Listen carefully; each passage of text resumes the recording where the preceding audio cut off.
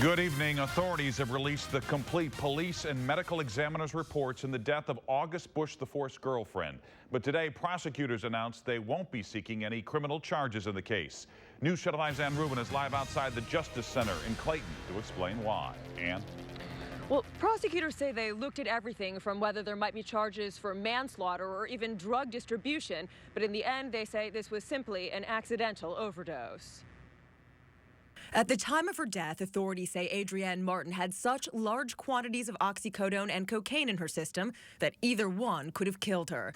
Her body was found inside the home of her boyfriend, August Busch IV, back in December. Neither the oxycodone nor the cocaine were prescribed, and certainly didn't just drop out of the sky into the house. Traces of both drugs were found in pill bottles at the home. The medical examiner believes she took the oxycodone within 5 or 6 hours of her death, the cocaine within an hour of her death. The report shows a 6-millimeter hole in the septum of her nose, consistent with chronic cocaine abuse.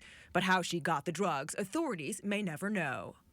What we did was our due diligence as thorough as possible. We looked at all we could in the house. We interviewed as many people as we could. The investigation into where the drugs came from is at a dead end.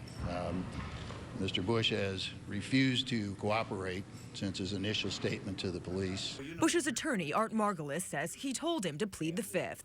I understand that that will lead to conjecture, it will lead to speculation, but that's just the way it is. And so, based on the information they had, prosecutors determined there would be no charges in this case against Busch or anyone else. They call it an accident, not a crime. Certainly there was relief because he's been in the spotlight for virtually 3 months. Prosecutors say despite the lack of cooperation from Busch, this has been an exhaustive investigation, and barring any new evidence, it's case closed. Public perception I have is what they expect is a complete, thorough investigation. And that's what they got in this. Now, you can read the entire autopsy report on ksdk.com. Just look for this story at the top of the homepage under local news. Live in Clayton, Rubin, News Channel 5.